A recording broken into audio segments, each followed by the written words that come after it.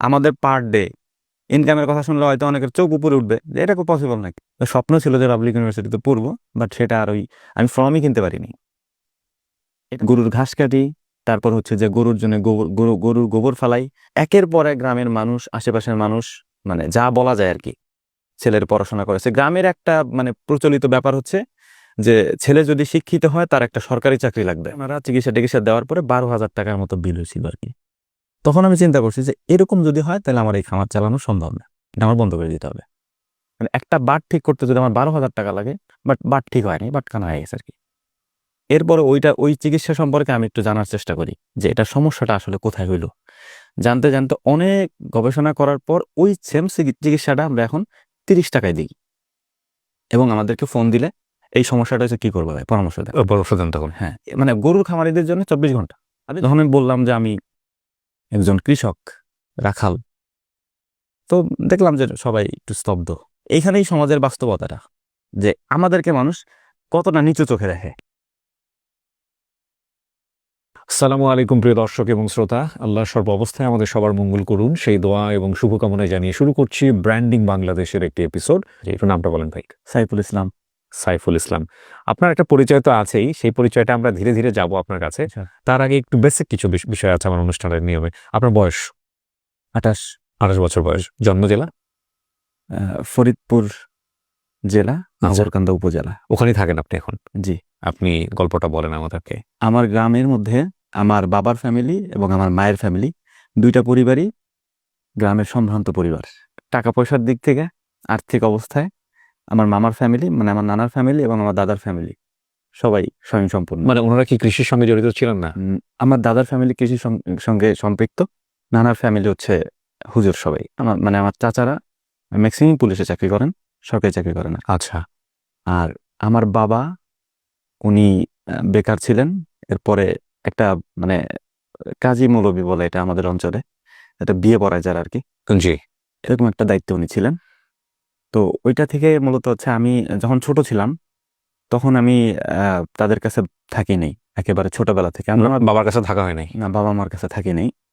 আমরা পরিবারে হচ্ছে 4 জন, বাবা মা, আমি, আমার এক বোন আছে। আচ্ছা। বোন বড়, আমি ছোট। তো বোনের বিয়ে হয়েছে 2008 সালে, আর আমি ক্লাস 2 থেকে হচ্ছে শহরে পড়াশোনা করছি। মানে আপনাকে কি মানে বোর্ডিং স্কুলে দিয়ে দিয়েছিল এরকম কিছু?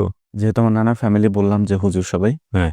এবং আমি ছোটবেলা থেকে নানার মাদ্রাসা ছিল মধুখালীতে, ফরিদপুরের একটা থানা আর কি। জি।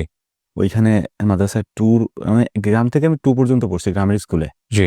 এরপরে 2 থেকে বাকি যে ক্লাস, এটা আমি মামাদের সাথে সাথে, যে মামারা যেখানে যাইতো ওখানে চলে যেতেন? ওখানে আমি চলে যেতাম আর কি। আচ্ছা। আগে বললাম যেটা, যে নানার ফ্যামিলি এবং দাদার ফ্যামিলি দুইটাই পরিবারই সম্ভ্রান্ত পরিবার, কিন্তু আমার বাবা কিছু করতেন না, তিনি বেকার ছিলেন। এবং এর পাশাপাশি আমাদের ফ্যামিলিতে বেশ কিছু ক্রাইসিস যায়, যে ক্রাইসিসের মধ্যে হচ্ছে যে আমার বোন ছোটবেলায় হচ্ছে অসুস্থ হয়, ওর মাথার মধ্যে বাস পড়ে আর কি। ওহো। মানে আপনার ওই আমাদের দিকে তো পাট হয়, পাটটাই আমাদের দিকে মেন, পেঁয়াজ পাট। তো পাটের সিজনে ওই পাট নিতে গিয়ে, মানে পাটের আঁশ ছোলায় আর কি আমাদের দিকে, তো ওই ভেজা বাঁশের নিচে গেছিল বৃষ্টির সময়, তো বাঁশ মাথার উপরে পড়ছিল তখন। এরপরে হচ্ছে ওকে নিয়ে অনেক অনেক দৌড়াদৌড়ি করছে, ছোটবেলা থেকেই দেখছি আর কি, অনেক টাকা পয়সা গেছে ওর পিছনে। আর এরপরে আমার বাবা একটা মানে বিয়ের একটা ঝামেলায় জড়ায় আর কি, বিয়ে পড়ানো নিয়ে আর কি। বিয়ে পড়ানো নিয়ে ঝামেলা বলতে? ঝামেলা বলতে একটা বিয়ে পড়াইছিল, যেটা হচ্ছে রাত্রেবেলা, মানে বর কনে দুজনে আসছিল পালায়? হ্যাঁ, একজন নিয়ে আসছে আর কি, আমাদের পাশে গ্রামেই। তো নিয়ে আসার পরে ওনারা আব্বারে ডেকে নিছে যে আপনি সরাটা করায় দেন আর লিখে নিয়ে যান আর কি। তো তখন উনি লিখে নিয়ে আসছিল সাদা কাগজে। এটা আরো প্রায় 2003-4 সালে হবে আর কি। লিখে নিয়ে আসার পরে ওইটা হচ্ছে ওনারা সকালবেলা ওই লোক এসে বললো যে আমাকে বিয়ে পড়াইছিলেন কাকা রাত্রে। তা আব্বা বলছে যে আমার তো মনে নেই, হারিকেনের আলোতে অত খেয়াল নেই আর কি। এরপরে ছেলে বলছে যে আমি বিয়ে করিনি। পরে ছেলে মেয়ে দুই পক্ষেই কোর্টে যায়, মামলা করে। মামলার এক পর্যায়ে গ্রামের সালিশে এটা নিষ্পত্তি হয়ে যায় আর কি। পরবর্তীতে 2007 সালে যখন তত্ত্বাবধায়ক সরকার ক্ষমতায় আসে, তখন এই মামলাটা মানে মেয়ের পক্ষ উঠায় নিলেও ছেলে পক্ষটার মামলা উঠায় নেয়। ছেলে পক্ষ মামলা তুলে না নেওয়ার কারণে ওই মামলাটা দুর্নীতি দমন কমিশনে চলে যায়। ওহো। এবং এদেরকে বারবার যখন নোটিশ দেওয়া হয় যে হাজিরা দেওয়ার জন্য কোর্টে, এরা আর যায় নাই, কোর্ট অবমাননা করে আর কি। তো আমার চাচারা যেহেতু সবাই পুলিশের চাকরি করেন, মানে ম্যাক্সিমামই। আর আমার চাচার একজন বলছিলেন যে উনি তখন পাংশা থানায় ছিলেন, রাজবাড়িতে, ওই থানার ওসি ছিলেন উনি। তো উনি বলছিলেন যে এখানে আয়, আমি তোর নাম কাটাই দিই বা সিস্টেম করে দিই, আমি তোর সিস্টেম করে দিই।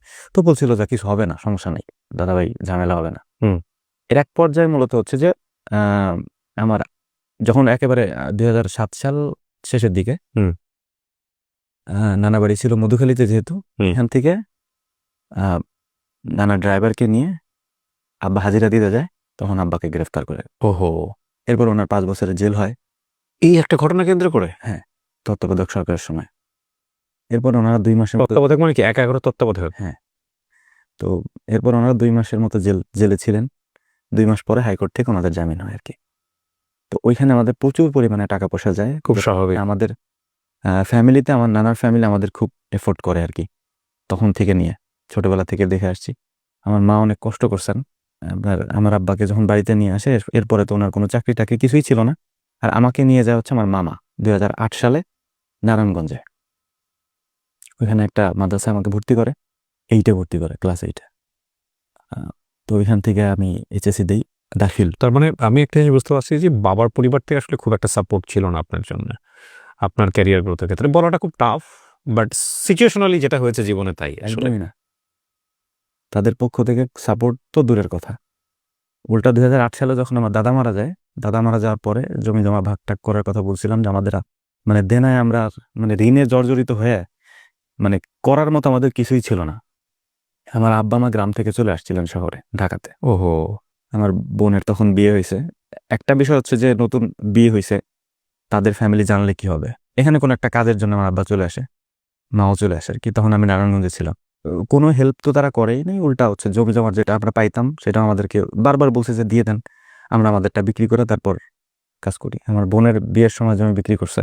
এরপরে যখন ওনারা ঢাকায় চলে আসলেন, আসার পরে আসার একটা কারণ আছে, সেটা হচ্ছে যে প্রচুর পরিমাণে ঋণ হয়ে যায় আমার পরিবার, আব্বা মা। বোন তো বিয়ে হয়ে গেছে, সে তার মতো। বাকি ছিলাম আমি আর কি। এখন আমাকে নিয়ে দোটা নেই, তখন আমি ইন্টারমিডিয়েটে পড়ি, আলিমে পড়ি আর কি। আমি যেহেতু মাদ্রাসা থেকে পড়াশোনা করছি, আলিমে পড়ি। তো তখন আমাকে বলা হলো যে পড়াশোনা ছেড়ে দাও, আর আমরা এফোর্ট দিতে পারতেছি না আর কি। যদিও আমার লাগতো মোটে 2600 টাকার মতো মান্থলি। আমাকে 2600 টাকা দিতে হইতো মাদ্রাসায়, 1000 টাকা খাওয়ার জন্য, আর বাকি প্রাইভেট এবং আমার হাত খরচ মিলে 1600 টাকা দিত আর কি। তো বললো যে ছেড়ে দাও পড়াশোনা, আমাদের পক্ষে আর সম্ভব না।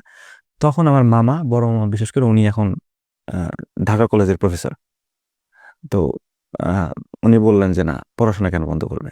তো তখন থেকে আবার মামা তার মানে বুঝতে পারছেন ওর মামার দিকের ফ্যামিলি কতটা এনরিচ। জি। তো এরপরে ওইটা চালু হয়েছে আর কি, আবার পড়াশোনা করলাম। এরপর একটা পর্যায়ে যখন আমি অনার্সে ভর্তি হই, আমার কাছে টাকা ছিল না যে আমি ঢাকা বিশ্ববিদ্যালয় ব্যতীত অন্য কোনো জায়গায় ফর্ম কিনবো। আমার ফ্যামিলি সেটা অ্যাফোর্ড করতে পারেনি। অ্যাডমিশন আমি কোচিং করছি, সেই টাকাটা আমাদের ওইখানে তখন তো 40 মনের মতো পেঁয়াজ ছিল, 4000 টাকার মতো করে আমার আব্বা বিক্রি করে দেয় 10 মন পেঁয়াজ, এবং টোটাল সব পেঁয়াজই বিক্রি করে দেয় বছর আর কি। তারপর আপনার অ্যাডমিশনের টাকা হচ্ছিল না? না না, আমি যখন কোচিং করি আর কি, আচ্ছা। কোচিং এর টাকাটা দেওয়া হয়েছিল, খরচের টাকা, ঢাকায় থাকবো, খরচের টাকা এবং কোচিং এর টাকা, এগুলা দেওয়া। ও, তারপরে আর টাকা নেই? না, টাকা ছিল না এবং দিতেও পারেনি আর। তো ঢাকায় যখন আমি মানে আমি এত খারাপ স্টুডেন্টও ছিলাম না যে আমি কোথাও চান্স পাবো না। ঢাকা বিশ্ববিদ্যালয়ে আমি ফেল করি। ফেল বলতে হচ্ছে আমি বাংলাতে অত পারদর্শী ছিলাম না, যেহেতু আমি মাদ্রাসা থেকে আসছি, আমাদের দ্বিতীয় পত্র ছিল না। আচ্ছা, গ্রামারটা আমাদের কম ছিল আর কি, খুবই কম। যেটা এই কারণে হচ্ছে আমি ইংলিশ এবং আপনার জেনারেল নলেজে খুব ভালো ছিলাম, কিন্তু বাংলাতে অত ভালো ছিলাম না। তো যাই হোক, আমি যেভাবে পরীক্ষা দিয়ে আসছি, যে কোনো পাবলিক ইউনিভার্সিটি দিলে আমি চান্স পেয়ে যেতাম। ঢাকা বিশ্ববিদ্যালয়ে পরীক্ষা দেওয়ার পর যখন বললাম যে এখানে যেহেতু হইলো না, তো বিভিন্ন জায়গায় আরো ফর্ম কিনতে হবে, জগন্নাথ আছে, এদিকে জাহাঙ্গীরনগর আছে। তো ফ্যামিলি থেকে বললো যে সেটা পসিবল না আমাদের জন্য, এই টাকা দেওয়া বা তুমি ওখানে যে পরীক্ষা দেবা, এটা দিতে পারবো না। স্বপ্ন ছিল যে পাবলিক ইউনিভার্সিটিতে পড়বো, বাট সেটা আর আমি ফর্মই কিনতে পারিনি। এটা হচ্ছে আমার জীবনের সব থেকে একটা মানে ইউনিভার্সাল ট্রুথ, অপ্রিয় সত্য কথা আমার জন্য, যে আমি ফর্ম কিনতে পারিনি যে পাবলিক ইউনিভার্সিটিতে ভর্তি হওয়ার জন্য। তো যাই হোক, পরবর্তীতে মামা যেহেতু বিশেষ হয়ে গেল মামার ওই বছর, তো মামা বললেন যে ঠিক আছে, তাহলে তুমি মানিকগঞ্জে করো, দেবেন্দ্র কলেজে। ওইখান থেকে অনার্স করলাম। অনার্স করার পরে বাড়িতে খোঁজ নিলাম ফার্স্ট ইয়ারে থাকতে। এরা হচ্ছে যে তখন এরা বাড়িতে শিফট করছে আবার। এরা বলতে? আমার বাবা মা। মানে এরা বাড়ি থাকতে পারতেন না আর কি, বিশেষ করে ঋণের জর্জরিত। জি। কত টাকা ঋণ ছিল ওই সময়টাতে আনুমানিক? আমি অলমোস্ট লাস্ট 2 বছরে 30 লাখ টাকা ঋণ দিছি। এত টাকা ঋণ করেছে? জি। তো ঋণ করে ঘি খাওয়ার মতো অবস্থা। হ্যাঁ, ঋণ করার পেছনে একটা কারণ আছে, সেটা হচ্ছে আমাদেরকে যে বাড়িটা দেওয়া হয়েছিল, যে জায়গায় আমাদেরকে থাকতে দেওয়া হয়েছে আরকি, ওই জায়গার চারপাশটাই হচ্ছে গর্ত। যেখানে আমরা থাকি এখন, যেখানে আমাদের ঘর, ওই জায়গাটা বাদে বাকি সবগুলোই গর্ত ছিল আরকি। তো আমার আব্বা ওই ঋণ করে ওইগুলা ভরতো। ও তারপর হচ্ছে বাড়ির কাজবাজ করতো। এরপর হচ্ছে যেহেতু একটা ফ্যামিলিতে ইনকাম নাই, সেই ফ্যামিলিটা চলবে কিভাবে? তো ওই সময় ঋণ করে এগুলা। পাওনাদারদের কাছ থেকে লুকায় থাকা হুম। কঠিন সময়। তো সেই ব্যাপারটা যখন ঘটে, তখন আমার চাচা একজন পুলিশের এটিএসআই, উনি বাবার সাথে যমজ। আমার আব্বা, উনি আর দুজনে যমজ। তো উনি কিছু গরু দিছিলেন আব্বাকে পালার জন্য আরকি। উনার মানে চাচার গরু বর্গা পালতো আমার আব্বা। আচ্ছা। হ্যাঁ, 4টা গরু ছিল। এই 4টা গরু উনি বর্গা পালতেন। যখন আমি ইন্টারমিডিয়েটে ওখানে ছিলাম, মানে নারায়ণগঞ্জে ছিলাম, তখন থেকে সোশ্যাল মিডিয়ার প্রতি আমার একটু ঝোঁক ছিল। এটা নিয়ে আমাকে অনেক ট্রল করতো আমার রুমমেট যারা ছিল তারা। কি করতেন আপনি? ট্রল বলতে ওই সময়টাতে আপনি সোশ্যাল মিডিয়াতে কি দেখতেন শুধু নাকি? আমি শুধু দেখতাম, এবং আন্তর্জাতিক এবং দেশীয় যত বিষয় আছে, সব বিষয় সম্পর্কে আমার ধারণা থাকতো। আচ্ছা। হ্যাঁ, তো ওরা আমাকে কোনো ট্রল করতো, চেতাইতো আরকি এখন আমারে, যে পড়াশোনা করো না ঠিকঠাক মতো। এরপরে যখন আব্বারে বললাম যে এভাবে করলে তো আমাদের আরো সমস্যা, তা আব্বারে বললাম যে এভাবে তো হবে না, যেহেতু এগুলো দেশি গরু। পরবর্তীতে আস্তে আস্তে বললাম যে এগুলো বিক্রি করে দেন, নাহলে কাকারে দিয়ে দেন। তো বিক্রি করতে বলতে এখন সে তো নিবে না, নিতে পারবে না, সে তো ঢাকায় থাকে। তো দেখি এখন তাকে হ্যান্ড ওভার কিভাবে করবে, তো বিক্রি করে তারপর আমাদের যে অংশটা আমরা পাবো বর্গা বর্গা ভাগ হিসেবে আর কি, এটা আমাদেরকে দিয়ে দিল, আর তার মেন অংশটা সে নিয়ে নিল আর কি। এরপরে আবারও কিছু টাকা ঋণ করে, আর ওই টাকাগুলি ভরে আমি আব্বাকে একটা গরু কিনে দিই ঢাকায় থাকতে, যখন অনার্সে পড়ি ফার্স্ট ইয়ারে। একটা গরু কিনে 1,06,000 টাকা দিয়ে। আচ্ছা। এই একটা গরু থেকেই আলহামদুলিল্লাহ শুরু হয় আমাদের যাত্রা আর কি। ওই সময় আমরা আমার কোন এক চাচার কাছে টাকা চাইছিলাম যে আমাদের জমিটা বন্ধক রাখেন, আমাদের অংশের কিছু অংশ বন্ধক রাখেন, রেখে আমাদেরকে কিছু টাকা দেন। তো উনি তখন আমাদেরকে টাকা না দিয়ে উনি বললেন, যদি পারো বিক্রি করো, বিক্রি করলে কিনে নিব। তো বাধ্য হয়ে তখন ওই জমিটা আমাদের বিক্রি করতে হয়েছে। এবং তখন তখন তারা বলছিলাম যে কাকা, পরবর্তীতে যদি আমরা, হবে তো না জানি, যদি কোনোদিন হয় তাহলে তাহলে ফেরত দিয়েন। উনি বলছিলেন যে ঠিক আছে।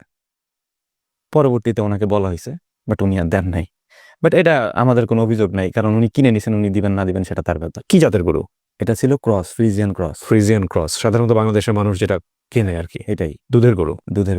কি অবস্থায় কিনছিলেন? দুধ দুধ অবস্থায় না? 10 লিটার দুধ হইতো তখন। আচ্ছা। তখন আমি ছিলাম না এখানে, আমি তখন গাজীপুরে, তারপর বিভিন্ন জায়গায় অনলাইনে কিছু গ্রুপ ছিল আর কি, ওনাদের সাথে অ্যাক্টিভ ছিলাম। এই খামারি? হ্যাঁ, আচ্ছা। এই খামারগুলোর গ্রুপগুলোর সাথে অ্যাক্টিভ থাকতাম, আমি দেখতাম যে ওনারা কিভাবে কি করে। তো এই দেখতে দেখতে একটা অভিজ্ঞতা হয়েছিল। তখন আমার মনে হয়েছিল যে দেশি গরুগুলোতে হবে না, কারণ খাবার সেমই খাবে, কিন্তু দেশি গরুগুলো প্রোডাকশন এরকম আসবে না। ফ্রিজিয়ান জাতের যে গরুগুলো বেশি দুধ দেয় আর কি, খাবার সেম খাবে, দুধ এটা বেশি দিবে, এটা কম দিবে। রাইট। সো আপনি তখন কিসে পড়ছেন? আমি তখন আমার ফার্স্ট ইয়ারে পড়লাম। অনার্স ফার্স্ট ইয়ার কোন সাবজেক্ট? আমি ইসলামিক স্টাডিজে। ইসলামিক স্টাডিজে। হুম। ওকে, তারপর? এরপরে গরু একটা কেনা হইলো, কেনার পরে মোটামুটি ওইটা থেকে দুধ আসলো, প্রতিবন্ধকতা তৈরি হইলো। বাচ্চা দেওয়ার পরেই ওই বাটগুলা সব শক্ত হয়ে গেছে। ওহ, ম্যাস্টাইজের নাকি যেন এটা বলে। ম্যাস্টাইটিসের। আমার কিন্তু এক্সপিরিয়েন্স আছে, আমার ছোটখাটো একটা ফার্ম ছিল। এটা আমি বললাম আজকে, টিকাইতে পারি নাই। ম্যাস্টাইটিসের এই সমস্যার কারণেই মূলত সব খামারগুলো বন্ধ হয়। এবং ইন ফ্যাক্ট হচ্ছে যে একবার যদি গরুটা হয়ে যায় তাহলে গরুটা আসলে খামারিরা রাখেন না, সেল করে দিতে বাধ্য হয়। হ্যাঁ, তো পরবর্তীতে যখন দেখলাম যে এই সমস্যাটা হইছে ওই একটা গরু থেকে, তো পরে টেনশনে পড়ে গেছে যে এত কিছু করলাম, এটাও এরকম হয়ে গেল। প্রথমটাই। হ্যাঁ, প্রথম গরুটা এরকম হয়ে গেল। এরপরে আমরা হচ্ছে যে ওই ওষুধ আনলাম। মেন যে সমস্যাটা তৈরি হয়, ডাক্তার খরচ গরুর খামারে। ডাক্তারকে বললাম যে এই ব্যাপার, গরুর বাট দিয়ে রক্ত আসতেছে, এর পাশাপাশি অলন শক্ত হয়ে গেছে, কি করব? ডাক্তার ওষুধ দিল, 2,000-2,500 টাকার ওষুধ দিল। দেওয়ার পরে মানে ক্যালসিয়াম ভিটামিন এইগুলো আর কি, যেগুলোতে তাৎক্ষণিকভাবে কাজ করবে না। জি। পরে আমি ওই গ্রুপে এই ছবিগুলো দিছিলাম প্রথমে, যে আপনারা একটু দেখে আমরা একটু বলেন। তো ওনারা তখন আমাকে বললো যে এটা কেন করছেন, এই ওষুধগুলো কেন দিছেন, ইনজেকশন কেন দিলেন। তো আমি তখন বললাম যে হ্যাঁ, আমি তো কিছু জানি না, আর এই বিষয় সম্পর্কে তো আমার অভিজ্ঞতা নেই। তো ওনারা আমাকে তখন মানে কিছু পরামর্শ দিলেন যে এই কাজগুলো করেন। তখন করার পরে আস্তে আস্তে ওটা ঠিক হলো, ওই গরুটা ঠিক হলো, কিন্তু দুধটা আর আগের মতো হলো না। এরপরে দেখলাম যে মোটামুটি সমস্যা নাই, ফ্যামিলি চলতেছে। এবার আমি আরেকটা গরু কিনি। কিছু টাকা আবার এই ঋণ করে কাছ থেকে নিয়ে আরেকটা গরু কিন, 2টা গরু হয় তখন। এরপর ওই 2টা গরু থেকে মোটামুটি ভালো দুধ আসতো, ওটা বিক্রি করতাম। যখন এরপর যখন আমি আরেকটা গরু কিনা হয়, তারপরে ওইটা ঋণ করে কিনা হয়েছিল। 3টা গরু পর ঋণ করে কেনা?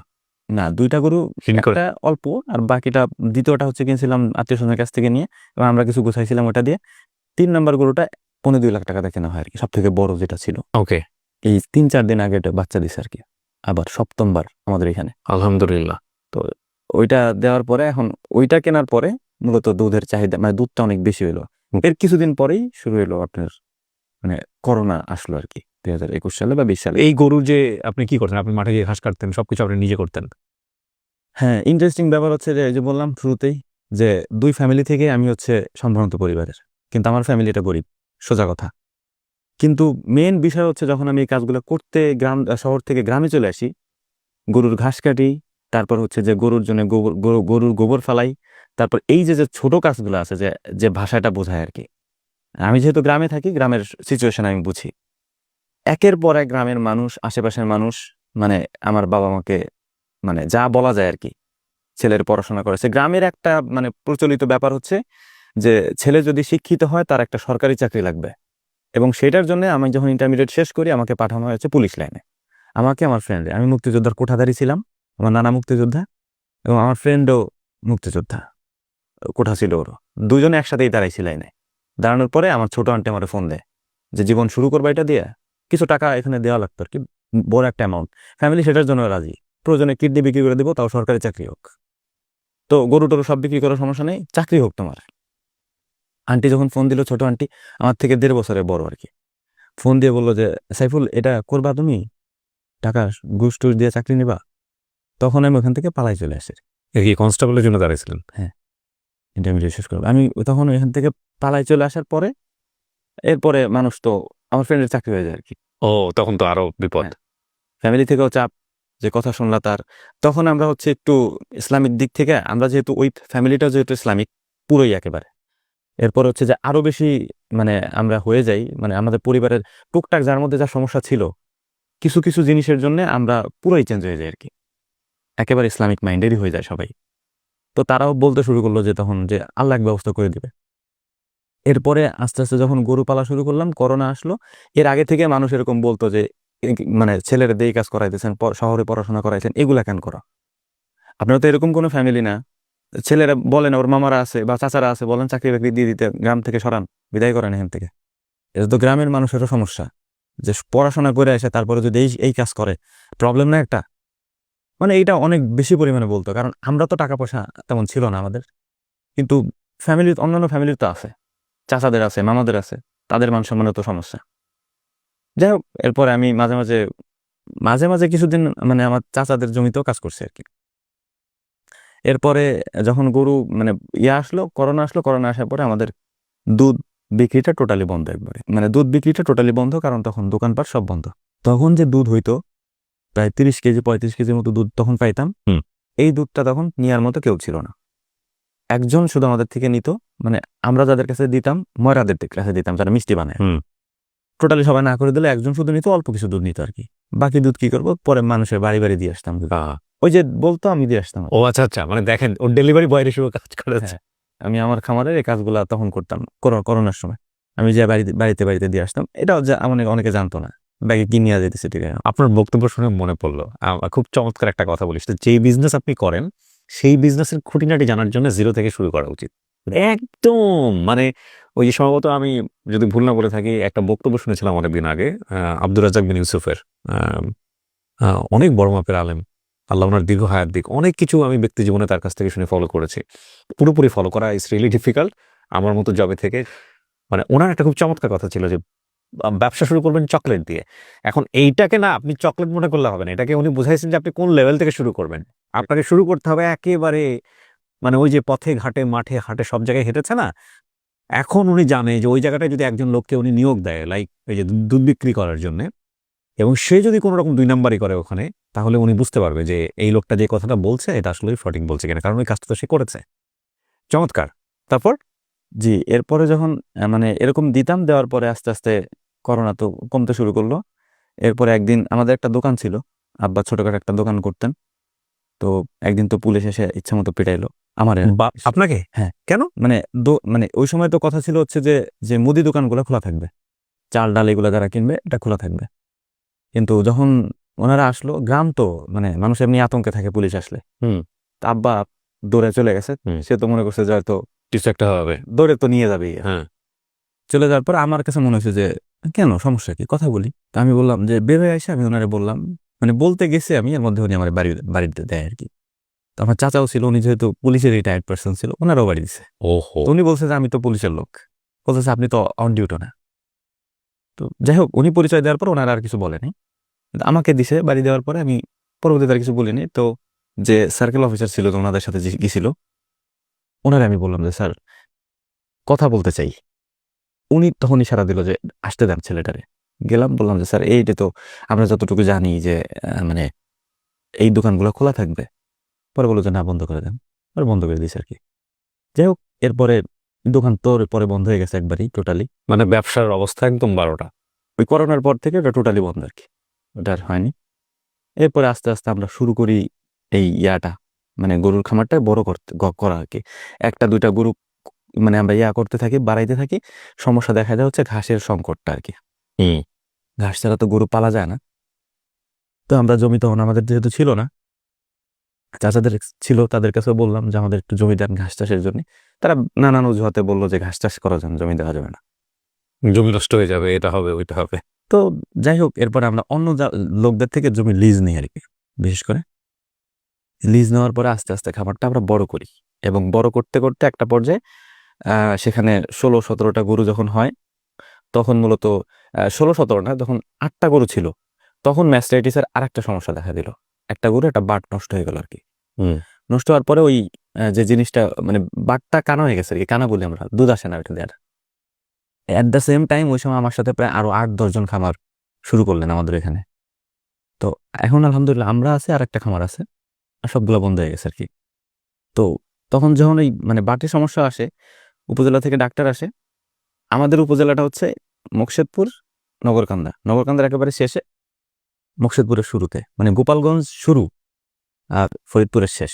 আমরা ফরিদপুরের একেবারে শেষ, মানে শেষ গ্রাম। হুম। আসার পরে ওনারা চিকিৎসা দেওয়ার পরে 12,000 টাকার মতো বিল হয়েছিল আর কি। তখন আমি চিন্তা করছি যে এরকম যদি হয় তাহলে আমার এই খামার চালানো সম্ভব না, এটা আমার বন্ধ করে দিতে হবে। মানে একটা বাট ঠিক করতে যদি আমার 12,000 টাকা লাগে, এবং গরুটাকে শোয়ানোর পরে তারপরে অনেক কষ্ট টষ্ট দিয়ে ওরে ঠিকঠাক করা হয়েছিল, বাট বাট ঠিক হয়নি, বাটখানা হয়ে গেছে আর কি। এরপরে ওই চিকিৎসা সম্পর্কে আমি একটু জানার চেষ্টা করি যে এটা সমস্যাটা আসলে কোথায় হইলো। জানতে জানতে অনেক গবেষণা করার পর ওই সেম চিকিৎসাটা আমরা এখন 30 টাকায় দিই। এবং আমাদেরকে ফোন দিলে, আমি আপনার একটা বিষয় বলি, আমাদের ফোন বিসমিল্লাহ এগ্রোর যে মানে ফোন সিস্টেমটা আর কি আমরা অন রাখছি। যে কেউ চাইলে পেজ থেকে আমাদের ডিরেক্ট কল দিতে পারে। রাত 3টার সময় ফোন দেয়, 4টার সময় ফোন দেয়, ফজরের নামাজের একটু আগে, গভীর ঘুম, তখনও ফোন দেয় যে ভাই আমার মানে গাভীর ডেলিভারি হইতেছে, এই সমস্যাটা হচ্ছে, কি করবো ভাই, পরামর্শ দেন। পরামর্শ দেন তখন। হ্যাঁ, তখন আমাদের মানে গরুর খামারিদের জন্য 24 ঘন্টা, আপনি যে সময় ফোন দেন। কারণ আমি মানে এটা ফিল করতে পারি যে সমস্যা হইলে মানুষ কাটা কবুতরের মতো ছটফট করে একটা গরুর। তো যাই হোক, এরপরে পরিমাণ যত্ন থাকে, হ্যাঁ, যারা পালন করে নাই তারা বুঝবে না। এই যে কোরবানির সময় যে বিক্রি করার সময় যে ধরে কান্নাকাটি করে, এটা আপনি অনুভব করতে পারবেন না। এটার সাথে টেনশন জড়িত, এটার সাথে কত কিছু। একটা বাচ্চা যেভাবে পালন করতে হয়, ঠিক একটা গরু একটা প্রাণীকে ওইভাবে পেলে পেলে বড় করে। একই জিনিস। রাইট। এরপরে আলহামদুলিল্লাহ মোটামুটি চিকিৎসা সম্পর্কে যখন ভালো একটা আইডিয়া আসলো, জি। এর তখনও তো বোধহয় বিসমিল্লাহ এগ্রো নাম দেন নাই। না, বিসমিল্লাহ এগ্রো নামটা পরবর্তীতে আসছে। এটার একটা মানে আলাদা কাহিনী। ওকে।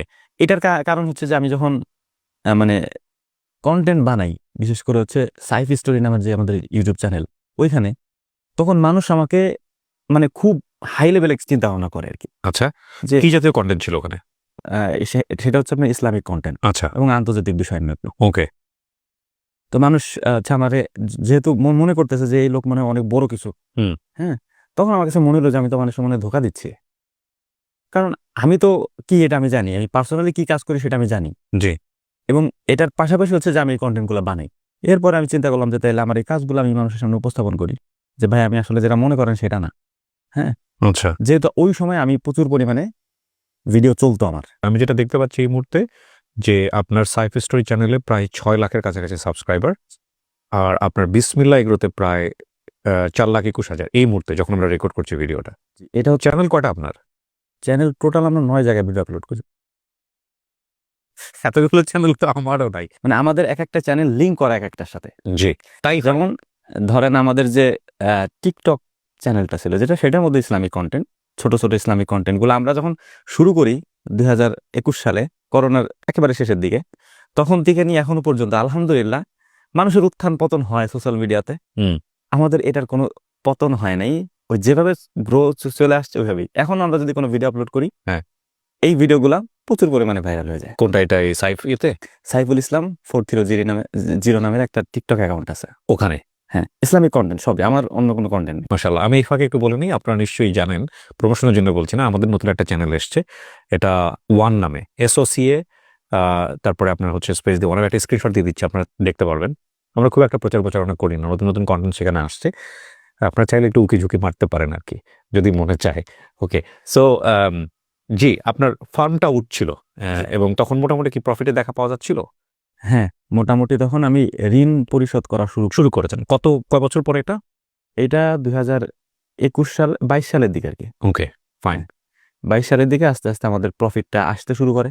ইনকামটা হইতো দুধ বিক্রি করে, বিশেষ করে এইটা দিয়ে আমাদের ফ্যামিলি চলতো, এবং গরু চালাইতাম, গরু চলতো, ফ্যামিলি চলতো।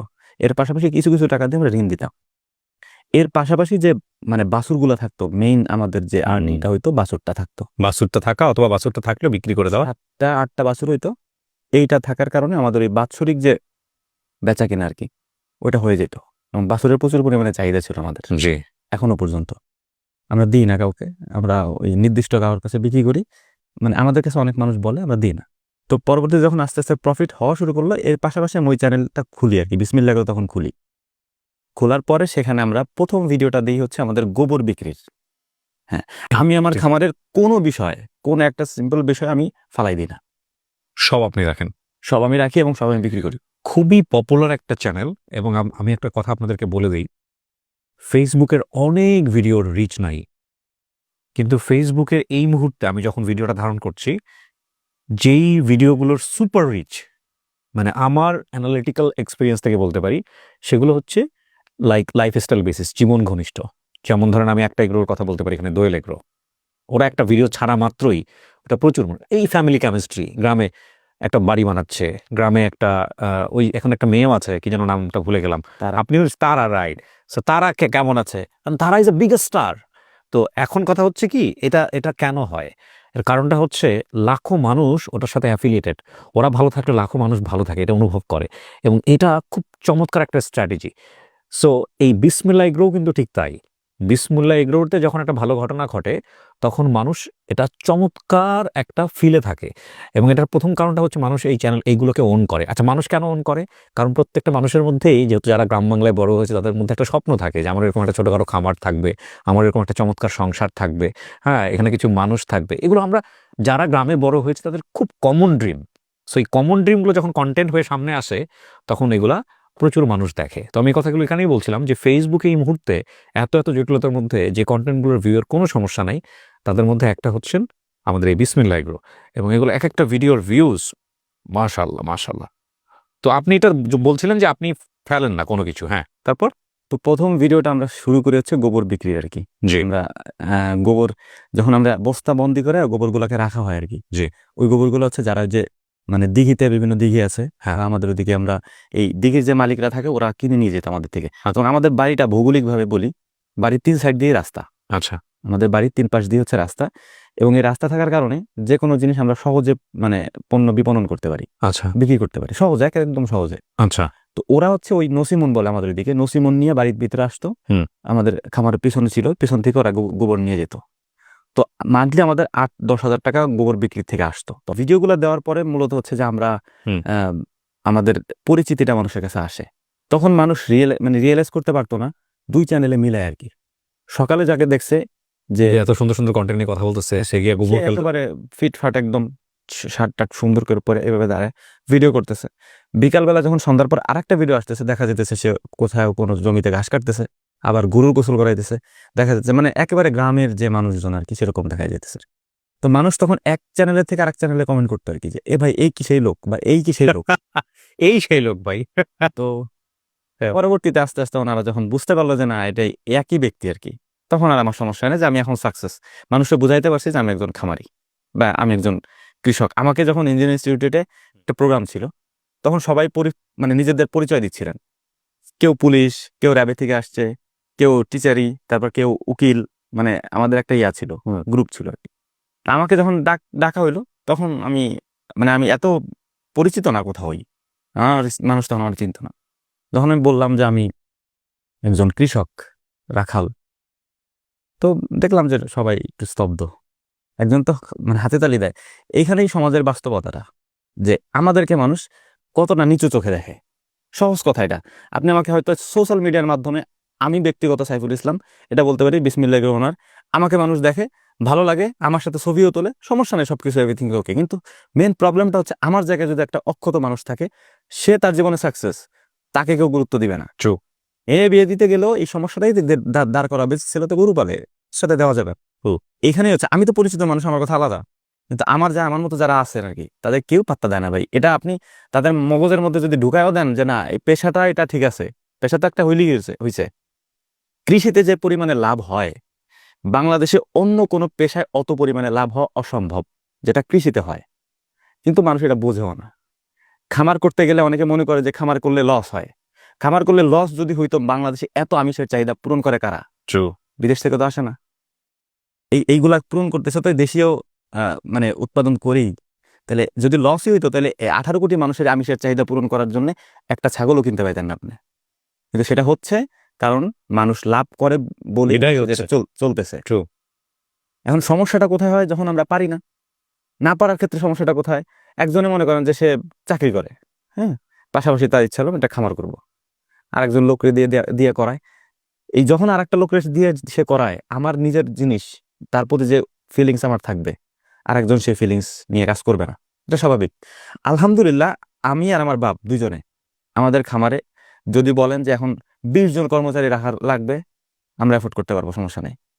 কিন্তু আমি আর আমার আব্বা দুইজনে ছাড়া আমাদের গরুর খামারের ভিতরে সিঙ্গেল একজন মানুষ আর ঢোকে না। আমরাই কাজ করি, এখনো পর্যন্ত আমরাই করি, যেটা আমাদের করার পর কোনো প্রয়োজন নেই। আমরা পায়ের পর পায়ে তুলে ঘরে বসে থাকতে পারি, কোনো সমস্যা নেই। কিন্তু এখনো পর্যন্ত আমি আর আমার আব্বাই করি কাজ। আমরা জানি ওইখানে যদি আমরা কাউকে ঢুকাই, পরে 3 দিনের খামার বন্ধ করতে হবে আমাদের। যে কারণে আমরা এখনো পর্যন্ত আমাদের নিজেদের কাজগুলো আমরা নিজেরাই করি। এই যে আমি এখানে আসছি, হ্যাঁ, আমার বাপের খুব পরিশ্রম হইতেছে আর কি।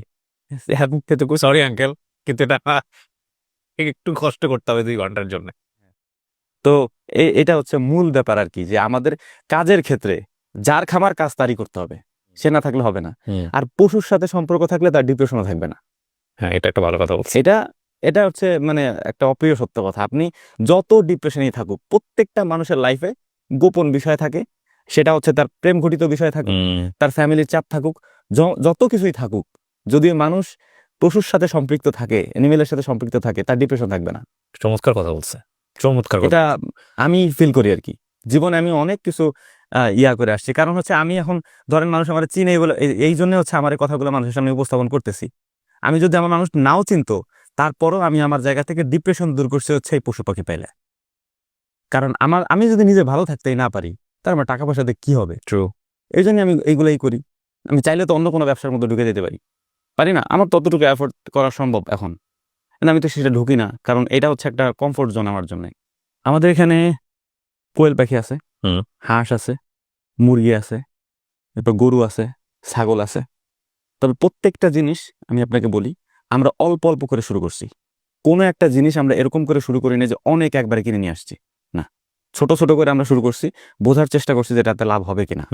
যদি লাভ হয় সেক্ষেত্রে আমরা রাখছি, যদি লাভ না হয় সেটা আমরা বাদ দিছি, এটা রাখা যাবে না। যেমন ছাগলে আমাদের প্রচুর পরিমাণে লাভ হইতো, কিন্তু ছাগল পালাটা একটু ঝামেলার কাজ আমাদের জন্য, যেহেতু আমরা মানুষ 2জন ছিলাম। এখন বাইরের কাজ করার লোক আছে, কিন্তু তখন ছিল না, এই জন্য ছাগলটা আমরা আসতে বাদ দিয়ে দিছি। কি পরিমাণ জায়গার উপর আপনারা এটা করতেছেন? আমাদের বাড়িটা হচ্ছে আপনার 65%। 2 বিঘার কিছুটা বেশি না? 2 বিঘা। আমাদের ওখানে বিঘা হচ্ছে 52-তে। 52 শতকে বিঘা? জি। ওকে, তার মানে তো 1.5 বিঘা। সব বিঘা বলি আর কি। আচ্ছা, 1 বিঘা 5 কাঠা। হ্যাঁ, এটা হচ্ছে আমাদের হিসাব আর কি। এই বাড়ির মধ্যে সমস্ত কিছু? বাড়ির পেছন সাইডে হচ্ছে আমাদের খামার, হচ্ছে আপনার এই গরুর খামার। এগুলো কি আলাদা আলাদা করে নাকি সমন্বিত? আলাদা করা।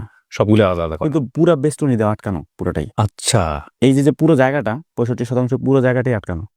ওকে। সো ওইখানে হচ্ছে হলো সুন্দর সুন্দর করে ভাগ ভাগ করা। পিছন সাইডে হচ্ছে আমাদের খামার, গরুর খামার। এরপর হচ্ছে আমাদের বাড়ি, থাকার যে বাড়িটা সেটা নতুন করে হচ্ছে আর কি এখন একটা। মাশাআল্লাহ। তো এটার সামনে হচ্ছে আমাদের 2 সাইড আর কি। এক সাইডে হচ্ছে আপনার কোয়েল পাখি, এর পাশাপাশি হাঁস, মানে বেইজিং হাঁস যেটা। হ্যাঁ। এবং এর নিচে আছে একটা হচ্ছে পুকুরের পাড়িতে আছে হচ্ছে দেশি হাঁস এবং ক্যাম্বেল হাঁস। ওকে। এটা এক সাইডে। আরেক সাইডে হচ্ছে মানে আপনার যেখানে আমরা বাচ্চা উৎপাদন করি, বাচ্চা ফুটাই আর কি, হুম। মেশিনের ঘর, তারপর ব্রুডিং সিস্টেম যেটা আর কি, সেটা এক সাইডে করা। মানে যখন যেটা নিড হয়েছে সেভাবে সেটা বাড়াইছেন হ্যাঁ। আপনি। আলহামদুলিল্লাহ জায়গা ছিল। জি, জায়গা খুবই গুরুত্বপূর্ণ। মানে জায়গা ছিল, এইসব ব্যাপারে অনেকে আমাদের কাছে অনেকে পরামর্শ করেন, কিন্তু জায়গা থাকাটা একটা ফ্যাক্ট। খুবই ফ্যাক্ট। হ্যাঁ, আমাদের বাড়ির সামনে হচ্ছে পুকুর।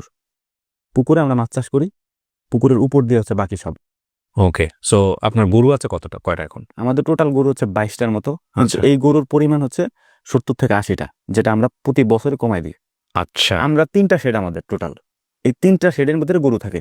3টা শেড ফুল হওয়ার পরে এখানে যে বাড়তি গরুগুলো থাকে আমরা বিক্রি করে দিই। আপনি জাস্ট আমাকে একটা ধারণা দিতে পারেন? মানে আপনি তো এই 1,10,000 টাকা দিয়ে শুরু করেছিলেন, তাও ঋণের টাকা। জি। আপনার এই এখন প্রাণীজ অ্যাসেট এটা কত টাকা হতে পারে? অর্ধ কোটি। অর্ধ কোটি চলমান অবস্থায় আছে। জি। কত বছর এটা? এই যে 9 বছর।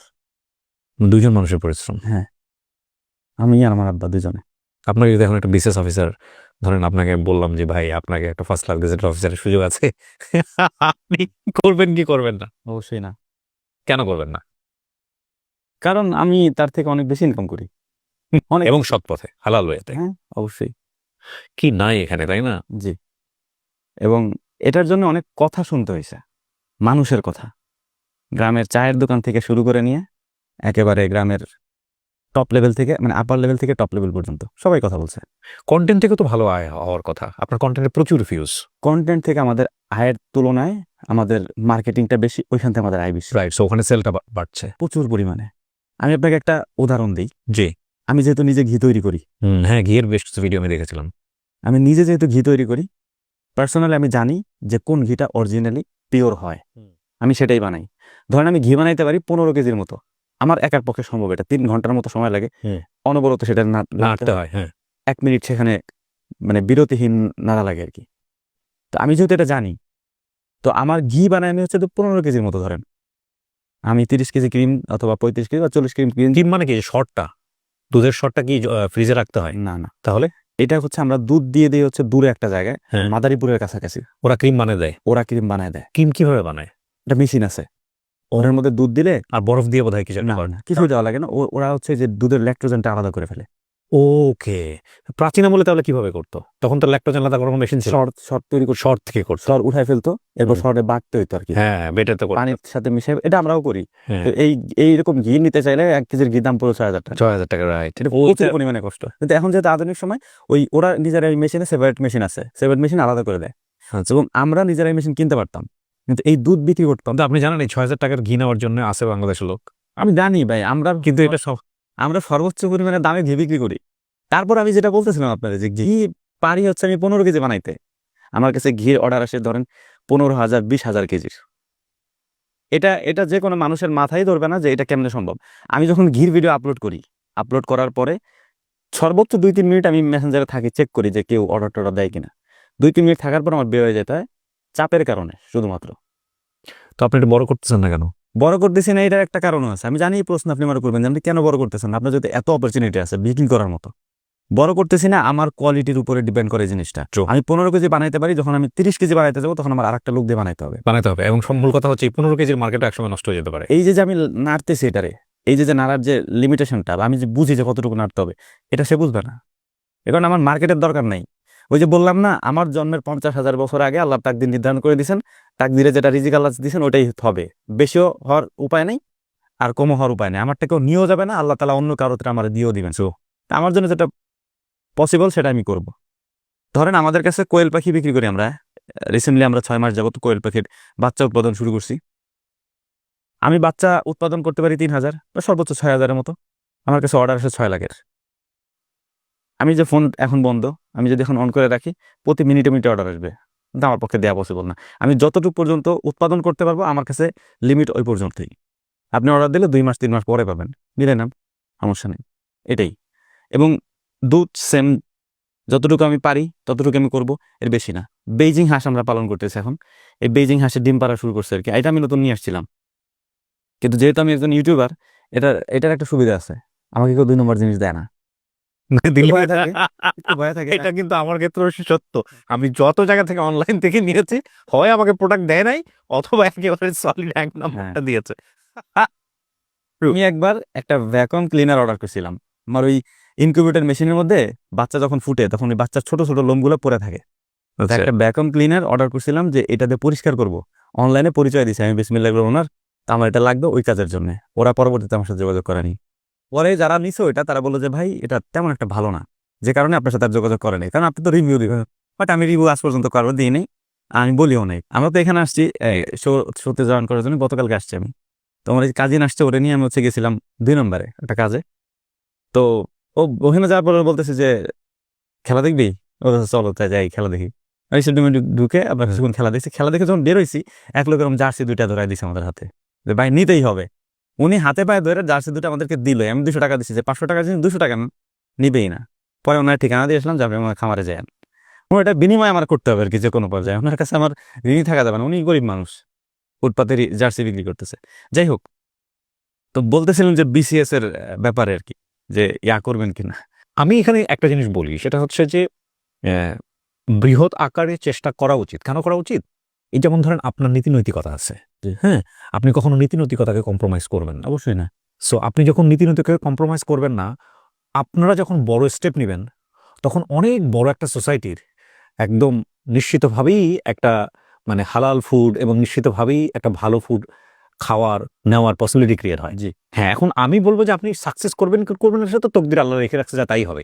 কিন্তু আপনার চেষ্টা করা উচিত, যেহেতু আল্লাহ সবচেয়ে বড় কথা, সম্মান দেওয়ার মালিক তিনি, সম্মান নিয়ে নেওয়ার মালিকও তিনি। অত ইজু মানতাসা, অত জিল্লু মানতাসা। রাইট। সো আপনাকে এই সম্মানটা দিয়েছে, উনি কিন্তু সবাইকে সেটা দেন নাই। অবশ্যই। তো সুতরাং সেই জায়গা থেকে আপনার মনে হয় এটার প্রপার ইউজটা করা উচিত। আমি ওনাকে কিভাবে ডাকছি আমি আপনাকে বলি। প্রথম কথা হচ্ছে, আমি ফেসবুকে যাদের কন্টেন্ট দেখি তাদের মধ্যে বেশিরভাগই হচ্ছে এরকম জীবন ঘনিষ্ঠ কন্টেন্ট। এবং আমি তারপরে এটার একটা স্ক্রিনশট নিয়ে মহিউদ্দিনকে বললাম যে ওনাকে নিয়ে একটা ব্যবস্থা করেন। পরে আরিফ, উনি কোন এলাকায় থাকেন, কোন ইউনিয়নে থাকেন, ওই ইউনিয়নের চৌকিদারকে, ওই ইউনিয়নের চেয়ারম্যানকে, এইভাবে উনি নাম্বার ট্র্যাক করে করে ওনাকে জিজ্ঞেস করে করে নাম্বার বের করে আমাকে বলছে যে হ্যাঁ আমরা এখানে একটা মজার ঘটনা আছে। জি, যখন আমাদের ইউপি সদস্য যিনি, আমাদের মেম্বার আর কি, ওনাকে যখন ফোন দেওয়া হয়েছে এখান থেকে, তো উনি বলতেছে যে প্রশাসন থেকে ফোন দিছে। তো যাই হোক, পরে আমি বললাম যে কে ফোন দিছে প্রশাসন থেকে, বলতেছে যে আমি তো নামাজে ছিলাম, নামাজের পরে কল দিছে, নাম্বার আর ঢোকে না কল, তোমার নাম্বার চাই, দিব নাকি? দেন, সমস্যা নেই। এইভাবে হচ্ছে নাম্বার। তো আমি খুব খুশি। কেন খুশি জানেন? কারণ আমার নিজেরও স্বপ্ন যে আমার একটা ছোটখাটো খামার থাকবে, শেষ জীবনে অবসর জীবন কাটাবো এই খামারে। হ্যাঁ, নিজের খামারের উৎপাদিত ডিম দুধ সেটা শরীরে যাবে। হ্যাঁ, এবং এটা একটা পরিতৃপ্তি আছে। আমি জানি না আপনি এখনো প্ল্যান্টেশনে গেছেন কিনা, লাইক গাছ টাছ এগুলো লাগান কিনা, বা ওই কমার্শিয়ালি চিন্তা করতেছেন কিনা। আমাদের এমনি সবজি চাষ তো অবশ্যই আছে। কেন বলি, যখন আপনি একটা গাছ রোপণ করেন, আপনি কিন্তু একটা স্বপ্ন রোপণ করেন। এই গাছটা বড় হচ্ছে, আপনার মনের মধ্যে প্রত্যাশা তৈরি হচ্ছে, এইবার বুঝি ফল আসলো, এইবার বুঝি ফুল আসলো, ফলটা হলো, ফলটা পাকলো, তারপরে ফলটা নিয়ে যখন আপনি খাবেন, ওইটার যে তৃপ্তি, এটা অন্য কিছুতে নাই। নাই। সো এরকম আমাদের কিছু ভিডিও আছে যেটা আমরা বলি যে আমরা নিজেদের গাছ থেকে নিয়ে আসতেছি। আমাদের বাড়িতে আলহামদুলিল্লাহ আমার বাবা যদিও ঋণ করছেন, পরবর্তীতে আমার এত টাকা ঋণ, প্রায় 30 লাখ টাকার মতো ঋণ পরিশোধ করতে হয়েছে। আলহামদুলিল্লাহ, তাতে আমার কোনো মানে বিন্দু পরিমাণে আফসোস নাই যে আমার বাবার ঋণ আমি পরিশোধ করছি, বা আমার বাবা কেন এত ঋণ করছেন। আমার বাবার যে পরিমাণ গাছ, ফলের গাছ আমাদের বাড়িতে আছে, কোনো ফল বাদ নাই। মোটামুটি গ্রামে যত ফল আপনার দরকার সব ফল আমাদের বাড়িতে আছে, এবং ছোট ছোট ছোট গাছ না, মানে বলে না যে লাগাইছি দেখো এটা, এরকম না, বিশাল বিশাল গাছ, মাশাআল্লাহ, প্রচুর পরিমাণে ফল ধরে, মাশাআল্লাহ। মানুষ খাইতেছে। আমরা আপনাদের বাড়িতে তাহলে এখন থাকার মতো মানুষ কি? আপনি, আপনার বাবা মা, এই তো অনেক তো বিয়ে হয়ে গেছে। হ্যাঁ, বোনের বিয়ে হয়েছে অনেক আগে। এত বড় বাড়ি, বিয়ে শাদী করবেন কবে? বিয়ে সাথে আল্লাহ থাকতেছে, সেটা অ্যান্সার আমি জানাই ছিল যে এইটাই আসবে। আচ্ছা, একদিনে যেদিন আছে।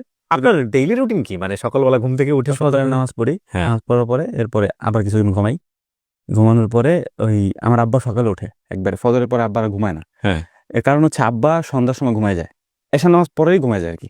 যেহেতু গ্রাম, ওনাদের সোশ্যাল মিডিয়া নিয়ে মাথা ব্যথা নেই, তারপর ওনাদের টেলিভিশন নিয়ে মাথা ব্যথা নেই, ওই সারাদিন কাজ করে ঘুমায় যায় আর কি সন্ধ্যার পরে। উনি উঠে রাত 2টার দিকে আর কি, 1:30-2টার দিকে, এরপর আর উনি ঘুমায় না।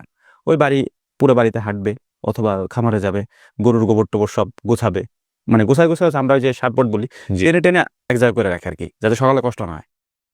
এগুলো সব আব্বা সকালে রেডি করে আমি যখন খামারে যাই, আমি যাওয়ার পরে হচ্ছে যে গোসল করাই, 10টার মধ্যে আমরা গোসল করাই ফেলি। এরপরে খাওয়া দাওয়া করি, 10টা 11টার দিকে সকালের খাবার খাওয়া লাগে। খাওয়া দাওয়া করে এরপরে হচ্ছে যে এখন যেটা হয় সেটা হচ্ছে যে মানে খামারে প্রতিদিন মানুষ আসে। আমাদের প্রায় 8.5 বিঘার মতো জমি আছে। জি। জমিটা হচ্ছে আমাদের লিজ নেওয়া। আমি এখানে বলে দিই এটা, আমাদের নিজস্ব জমি খুবই কম। কিবরে ভাই প্রচুর পরিমাণে আমাদের দরকার ছিল তখন যে আমাদেরকে একটা ফাইন্যান্সিয়াল সাপোর্টার আমাদের। কারণ আমি শহরে বড় হয়েছি, গ্রামের এত কিছু আমি বুঝি না, ছিলাম না গ্রামে। তো আমার টাকাটা দরকার ছিল যে ঋণটা দিয়ে আমরা কোনো মতো একটু বেঁচে থাকি আর কি। সেই সুযোগটা পাই নাই। যতটুকু করা হয়েছে, ওই যে বললাম না একটা কথা খুব মানে হৃদয় ছুঁয়ে গেছে কথা, যে আমাদের প্রত্যেকের ভেতরে এই জিনিসগুলো থাকে, আমরা হয়তো সেটা প্রকাশ করি না, আর প্রকাশ করার জায়গাও আমরা পাই না, হয়তো নিজের কাছে সেটা কুরে কুরে একবারে মানে ক্ষত হয়। তো ওইরকমটাই আমাদের ক্ষেত্রেও। আমার আফসোস নাই আর কি। আমার মা একটা কথা বলে যে বারবার, মারা যাওয়ার সাথে সাথে পেয়ে যাবা, সমস্যা কি?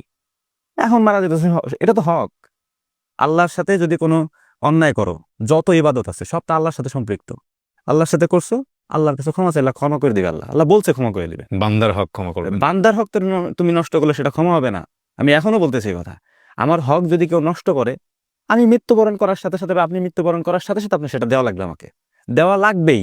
আপনি যদি ধর্ম মানেন, আপনি যদি ইসলাম ধর্ম অনুসারী হন, তারপর এটা বিশ্বাস করতে হবে, এটা ইমানের অঙ্গ। সব কেটে নেবে। হ্যাঁ, আপনি সেটা দেওয়াই লাগবে, আপনি পার হইতে পারবেন না। বলতেছে যে ঠিক আছে সমস্যা নেই, নিতেছে নেক। মারা যাওয়ার সাথে সাথে তো আমাদের একটু তারা পাপ পূর্ণ যতটুকু করুক, ওখানে তো কিছু দিবে। এতে তো একেবারে তো লস হইতেছে না।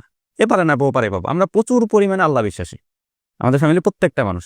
আমাদের সাথে যাই ঘটুক আলহামদুলিল্লাহ, কোনো সমস্যা নেই, ঘটতেছে ঘটুক আলহামদুলিল্লাহ। আমাদের মানে যতটুকু হোক, ওই যে বললাম না, এই যে দরজাতে ঢুকতেছি, পায়ে একটু গোতা লাগছে, পা ভেঙে যেতে পারতো, ভাঙে নেই, হালকা ব্যথা হয়েছি, সমস্যা নেই। আলহামদুলিল্লাহ, সর্ব অবস্থায় আলহামদুলিল্লাহ।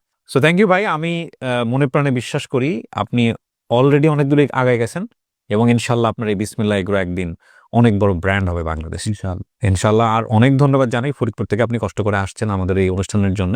প্রচুর পরিমাণে আপনি প্রফিট করতে পারবেন, কোনো সমস্যা নেই আলহামদুলিল্লাহ। কারণ বাংলাদেশে হিউজ পরিমাণে মানুষ এখানে, ট্রু।